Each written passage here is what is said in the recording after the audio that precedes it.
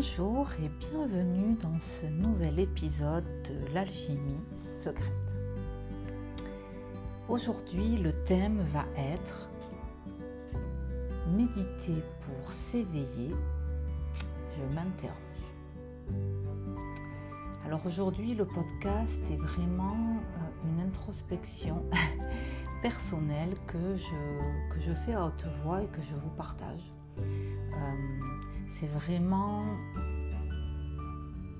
quelque chose qui arrive à moi en ce moment et que j'ai envie de dévoiler parce que je n'ai pas de réponse. Donc je trouvais intéressant de vous en parler. Alors, la première chose que j'ai envie de faire, c'est de définir un petit peu qu'est-ce que c'est que la méditation dans mon langage. Pour vraiment déjà faire le point de ce qu'on parle. Et ensuite de ça, je vous expliquerai un petit peu pourquoi j'en suis venue à m'interroger sur la relation entre la méditation et l'éveil. Alors d'abord, pour moi, la méditation, je dirais qu'il y a deux orientations. C'est-à-dire que la méditation, on peut dire que c'est un état légèrement modifié de conscience ou une introspection, un moment de silence. Mais je trouve que souvent, on va parler de méditation pour parler de moments de calme, de moments un petit peu de gestion du stress, de vide. Vous voyez ? C'est-à-dire que beaucoup de personnes vont méditer avec l'intention de se calmer. Et il n'y a aucun mal à ça, bien évidemment. Simplement, moi, quand je parle de la méditation, je ne parle pas de ça. C'est juste pour faire la distinction. Donc, je dirais qu'il y a la méditation avec un objectif de se calmer, de se poser. Et puis, il y a une deuxième méditation qui est plus une introspection. C'est-à-dire que c'est vraiment comme un moment où on retourne en soi, à l'intérieur de soi. Dans quel objectif ? Ça peut être un petit moment qu'on s'accorde tout simplement sans vraiment d'intention. C'est un peu plus, je dirais, comme avoir envie de se retrouver profondément. Ça peut être aussi avec un objectif un peu plus ouvert de se reconnecter à plus grand que soi. On peut l'appeler Dieu, on peut l'appeler la source, on peut l'appeler notre soi supérieur. Bon, il y a beaucoup de noms. Ça peut aussi être dans un objectif d'avoir des réponses d'une belle qualité, en sachant que ce seraient des réponses issues vraiment de nous-mêmes, de la meilleure version, si on peut dire ça comme ça, de nous.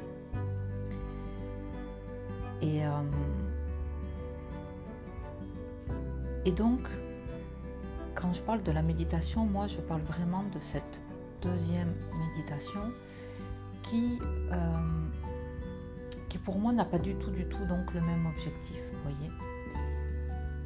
Ça s'apparente plus dans ma vision, la méditation, presque à une prière. Sauf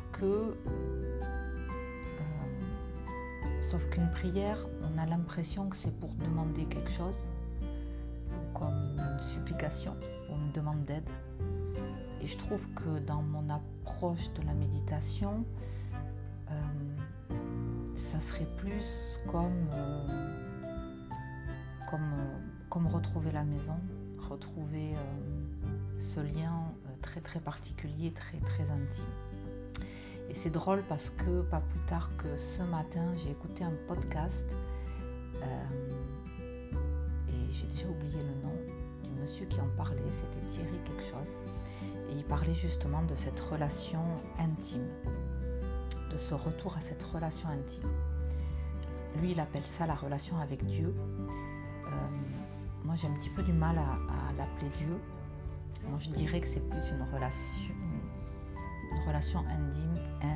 Ça y est, je bafouille, je suis vraiment désolée. Une relation intime à la fois à soi et aussi à plus grand que soi, à la source.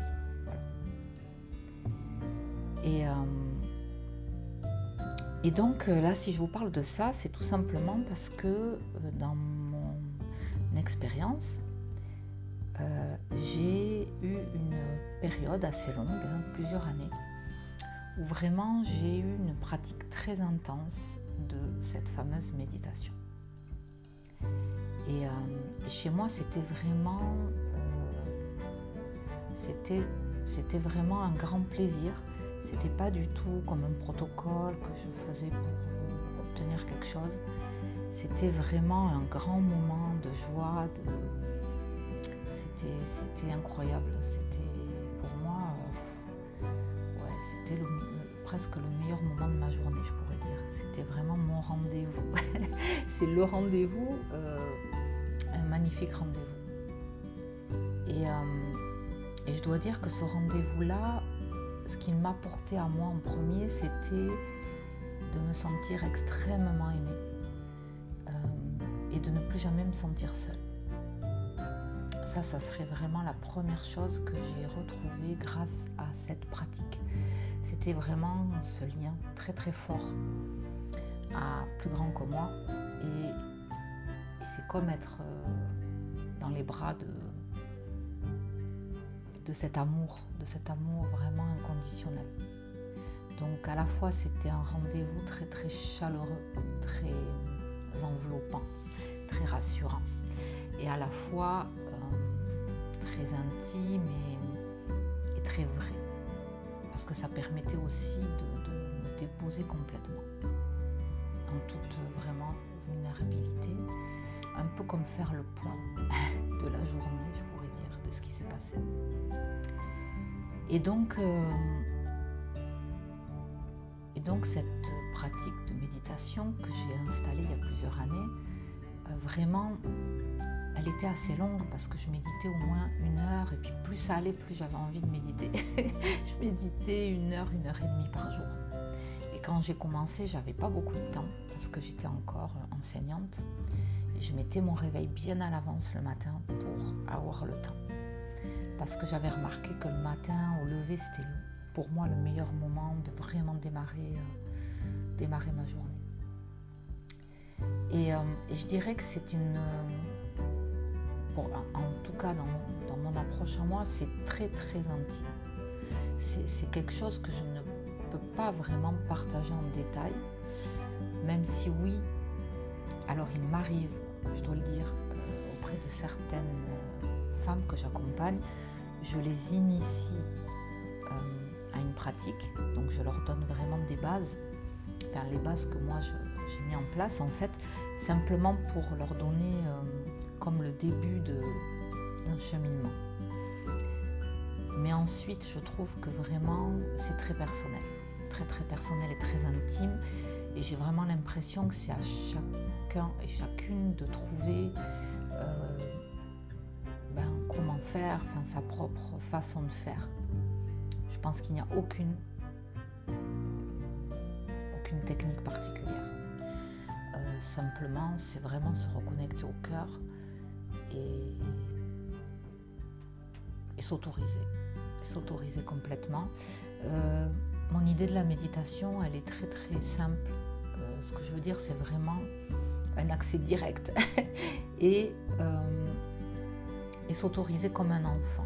Vous voyez, comme un petit enfant qui est dans son innocence et qui ne sait pas que s'il s'adresse à Dieu ou à la source, c'est compliqué.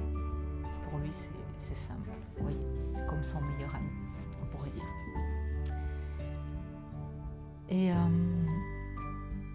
Et pourquoi je vous raconte ça ? Parce que cette pratique intense m'a beaucoup apporté, m'a permis vraiment beaucoup de joie. Alors je ne sais pas trop, je ressentais quand même, je ne sais pas comment expliquer, ça me faisait beaucoup de bien, vraiment beaucoup de bien, et ça m'ouvrait. J'avais vraiment ce sentiment, je ne pourrais pas l'expliquer, mais que ça m'ouvrait à plus grand. Et alors, je je crois, je vais le dire ça comme ça, je crois quand même que je devenais un petit peu addict. Oui. C'est-à-dire que j'avais quand même conscience, quelque part, qu'il y avait... ça me plaisait tellement d'être dans cet état d'être que j'avais quelque part conscience que je devais peut-être faire attention à pas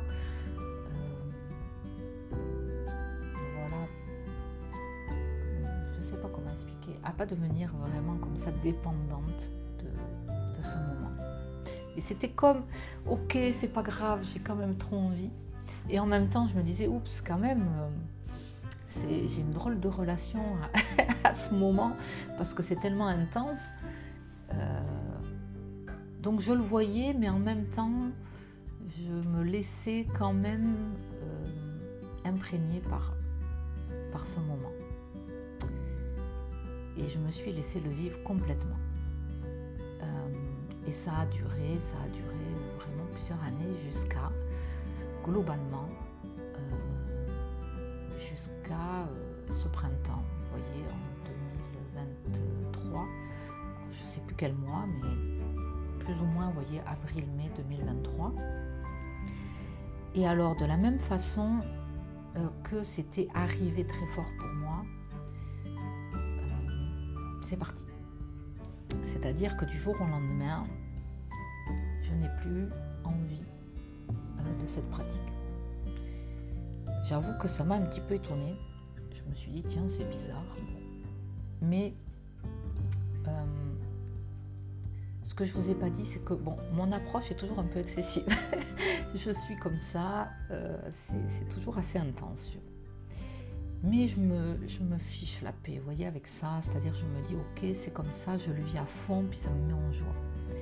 Et là, ça s'est arrêté. J'ai essayé de ne pas mentaliser pourquoi ça s'était arrêté. J'ai dit, ok, c'est pas présent. Et donc, j'ai arrêté, tout simplement. Avec cette idée quand même que ça allait peut-être revenir. J'en savais rien. Là, je dois dire que depuis donc, le mois plus ou moins d'avril, là nous sommes en janvier 2024, eh bien, je n'en ressens plus l'envie, enfin c'est plus là, c'est très bizarre. Et alors, je vous dis ça, mais peut-être dans 2 mois je vais m'y remettre, je n'en sais rien du tout. Et c'est vrai que ça m'a quand même fortement interrogée. Je me suis dit, tiens, j'entends beaucoup les différents enseignements, on peut dire spirituels. Et on parle toujours de la méditation comme étant un peu un chemin obligé pour s'éveiller. Je mets des petits guillemets à s'éveiller parce que ça aussi c'est un mot qui est un peu mis à toutes les sauces.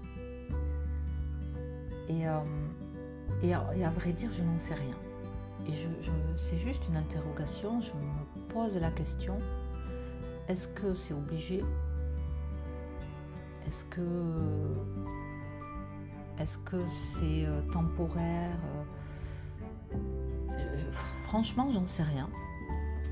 Mon idée, c'est que c'est pas obligé dans le sens où, moi je pars toujours du principe, vous voyez, si on n'a pas internet, on est sur une île déserte, un peu coupé de tout, et puis personne ne nous a expliqué qu'il fallait méditer, eh bien, est-ce qu'on le ferait ?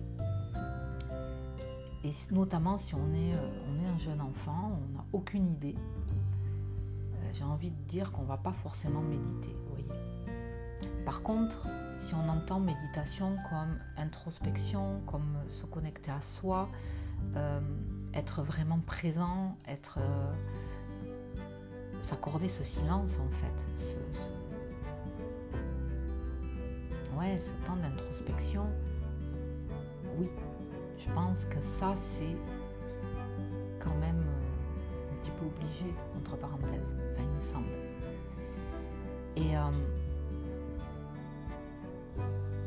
Et donc, en tout cas pour moi, ce qui est arrivé, mais je crois que ça faisait vraiment partie de mon chemin.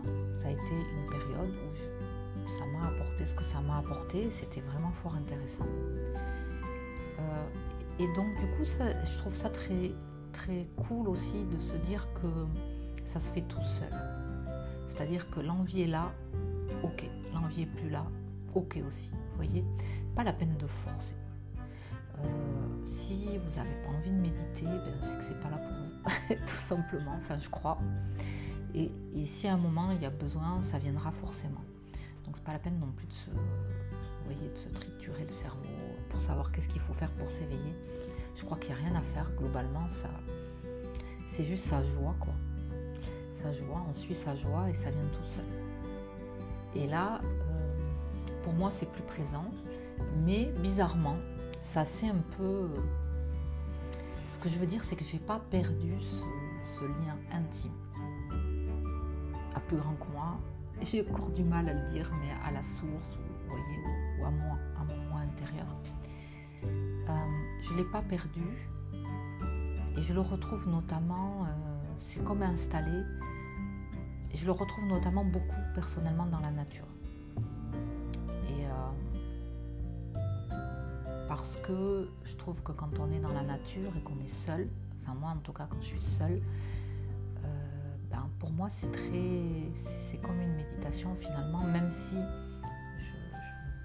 il n'y a pas ce mot, enfin je ne suis pas en lotus, vous voyez, mais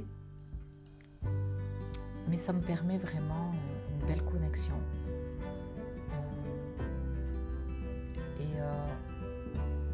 Et aussi ça, je sais pas, c'est comme si ce lien il est là comme en fond, je pourrais dire. Il est là, mais je sais qu'il est là. C'est comme, c'est bizarre à expliquer, c'est comme si j'ai pas vraiment besoin de le chercher parce qu'il est là. Donc si j'ai besoin, je peux toujours à tout moment le trouver, quoi. Vous voyez, j'ai plus besoin de cette pratique comme ça tous les jours. Enfin, dans mon expérience, mais encore une fois, je ne sais pas si c'est comme ça pour tout le monde ou pas. Voilà, je vous partage simplement ma réflexion. Et ce que je me disais aussi, c'est que je pense que cette fameuse méditation peut être extrêmement variée pour chacun. Et que peut-être certaines personnes pensent qu'elles ne méditent pas, alors qu'en fait elles méditent sans s'en rendre compte. Je pense par exemple aux gens qui jardinent. Je pense que c'est une forme de méditation extrêmement puissante. Ce lien à la terre, ce moment aussi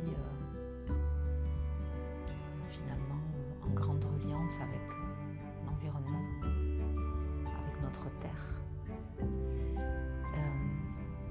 Ça peut être aussi avec, par exemple, des pratiques comme le tricot, qui demandent en fait quand même de se concentrer sur quelque chose. Et en même temps, j'ai souvent remarqué ça même avec la couture, vous voyez, c'est comme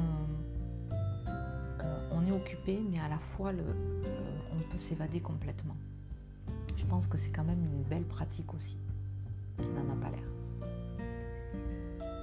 Peut-être que certaines personnes aussi au travers de certains sports peuvent retrouver ça. S'ils sont très connectés à leur corps aussi, je pense. Et je pense qu'il y a énormément de façons de se reconnecter finalement. Et que c'est pas simplement en étant en lotus avec des bougies. Même si pour moi ça s'est présenté comme ça au final. Je mettais pas les bougies, mais j'étais en lotus. Et c'était très très, encore une fois, vraiment très très beau. Après, l'autre chose qui me vient là, c'est que je vous ai dit que j'avais peur d'être addict. Mais parce que je crois qu'il y a quand même une confusion. Une belle confusion entre l'éveil et les expériences. Un peu plus mystique, un peu plus des expériences de grâce qui peuvent être vécues et qui sont tellement belles que forcément, j'en sais rien, mais en tout cas, je crois que souvent, on a envie un petit peu de rester dans ces moments-là. Et ça peut être un peu addictif. Enfin, moi qui ai un tempérament addictif, ça va, hein. C'est un tempérament addictif qui reste raisonnable, on va dire. Mais je me connais. Et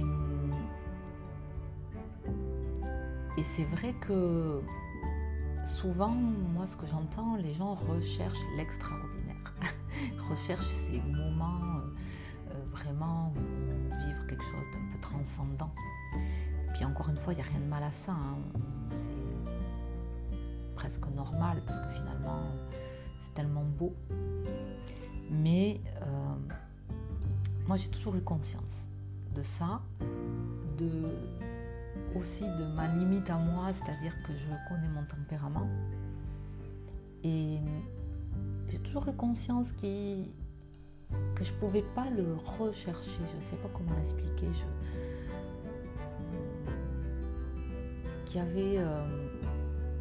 J'allais un petit peu me perdre, vous voyez, si je restais que dans cette recherche-là. Je le savais, que finalement c'était passager. Même si c'est extrêmement beau. Et moi j'appelais ça des cadeaux. Parce que je le vivais comme ça, comme vraiment des cadeaux pour m'encourager quelque part. Et je pense aussi que ça permet d'adoucir quelque part, d'ouvrir, d'adoucir. Vous voyez, il y a comme ça un relâchement. Je pourrais dire un relâchement qui se fait aussi corporellement, qui est très intéressant. Mais là encore, je ne sais pas, mais je pense quand même que on est là pour vivre notre vie terrestre bien matérielle et que tout le jeu, si je peux dire, c'est d'équilibrer comme ça notre humanité, notre vie simple, ordinaire, et amener justement ce lien avec la source dans notre vie. C'est-à-dire que finalement, c'est notre vie. Pour moi, l'éveil, si je pourrais dire un mot, c'est du concret, quoi. C'est-à-dire que c'est les événements tout simples de la vie. À chaque fois qu'il y a un défi, à chaque fois qu'il y a un conflit, à chaque fois qu'on a une expérience à dépasser, qu'on vit quelque chose, que ce soit dans le corps, avec les proches, avec son travail, c'est là que ça se joue. À ce moment-là, eh bien, comment je fais pour faire descendre, en fait, vous voyez, cet amour-là qui a été vécu, touché à un moment, comment je le fais descendre tout simplement là dans ma vie. Parce que quelque part, c'est très bien d'avoir des expériences, mais si dans notre vie personnelle, on n'arrive pas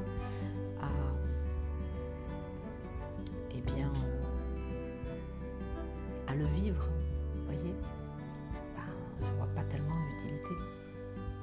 Enfin, voilà, ça reste mon avis, hein. Je détiens aucune vérité, hein. Je m'interroge. Et donc c'est vrai que ce chemin de méditation, pour moi, il ouvre, mais à un moment, j'ai l'impression que il y a vraiment cette réunification qui doit se faire. C'est-à-dire, peut-être qu'on passe presque tous par des expériences un peu, on pourrait dire, perchées, mais à un moment donné, il faut que toute cette beauté, toute cette grâce, tout cet amour reviennent en fait. Et comment on vit notre vie, c'est un équilibre, c'est retrouver toujours cet équilibre entre les deux, qui n'est pas toujours si évident finalement. Parce que c'est facile de dire ouais, j'ai touché l'amour et tout, et puis quand on est impacté dans sa vie, concrètement, c'est pas si simple. Et pour moi, c'est ça, l'expérience, la vraie expérience, vous voyez. Et ça rend très très humble parce que personnellement, je sais pas, je sais pas grand chose, j'en sais de moins en moins d'ailleurs. ce qui est aussi assez compliqué, c'est que c'est comme à la fois avoir conscience de notre version la plus belle, et notre version presque divine, vous voyez, et en même temps voir notre version humaine, qui est très très imparfaite. Et comment arriver à s'aimer quand même, à ne pas se juger, vous voyez, tout ça, pas se condamner. Voilà. Et c'est tout un jeu dans le sens, c'est tout un chemin, plutôt qu'un jeu, tout un chemin pour, j'ai l'impression, petit à petit, se rapprocher de cette belle version qu'on est, mais aussi accepter voilà, de vivre tout simplement notre vie. Et donc pour en revenir à ce qui m'interrogeait, est-ce que c'est obligé de méditer pour s'éveiller ?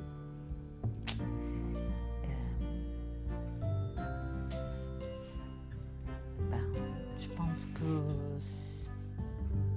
d'une certaine façon oui. Après, est-ce que c'est obligé de voilà, est-ce que la méditation est obligatoire sur tout le long du chemin ?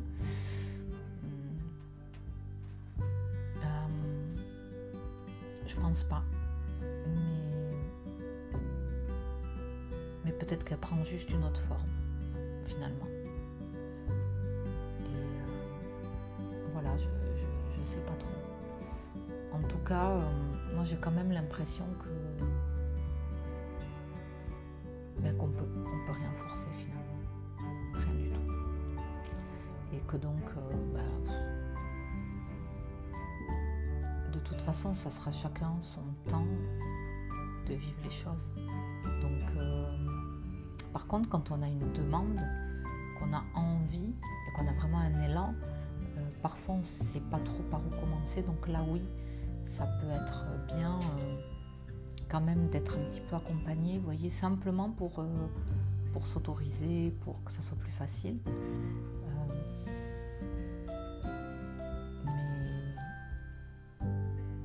Chacun, après, je pense, peut trouver sa façon de se connecter. Voilà. Et donc, à mon avis, la vraie méditation, très profonde, etc., je suis pas sûre que ça soit obligé. Peut-être que quelqu'un, vous voyez, qui est très très connecté à la terre, un jardinier depuis toujours, jamais dans sa vie va méditer. Et pourtant, je pense qu'il est beaucoup plus connecté que la plupart des personnes qui mettent des bougies, des encens et qui tirent les cartes. Enfin, je dis ça comme ça, je n'ai pas de jugement sur les gens qui vont mettre des bougies. Mais je veux dire, voilà, je pense que vraiment, ça peut être simple. Ça peut être très très simple. Voilà, c'était un petit partage, plus une réflexion qu'autre chose, ouverte. Alors vous pouvez me dire d'ailleurs si vous n'avez pas le même avis que moi, ou si vous avez une expérience qui est un peu différente, ou j'en sais rien. Je trouve intéressant en fait. Encore une fois, j'affirme rien du tout, hein. Je m'interroge juste, parce que sincèrement, moi je pensais que j'allais aimer méditer toute ma vie. Je pensais vraiment, parce que j'adorais ça. Et voilà. Mais je fais confiance. Et ça, je vous invite vraiment à faire confiance, par contre. Faire confiance. Je crois que quand quelque chose nous attire beaucoup, on le sait, on le sent. Et si c'est plus là, finalement, est-ce qu'on a vraiment besoin de savoir pourquoi ? Pas vraiment. Je pense qu'il y a une intelligence qui nous dépasse et faire confiance en ça, c'est reposant. C'est très très reposant. Alors ça y est, j'ai ma connexion qui s'était complètement coupée. Voilà, écoutez, moi je vais m'arrêter là pour aujourd'hui. Ça fait presque 30 minutes, donc c'est assez. Et voilà, écoutez, je vais vous retrouver sûrement bientôt, je ne sais pas. Je ne sais pas encore quoi vous dire d'autre. Rien de spécial. Je vous fais plein de bises et puis je vous dis à très très vite pour un nouveau partage. Ciao!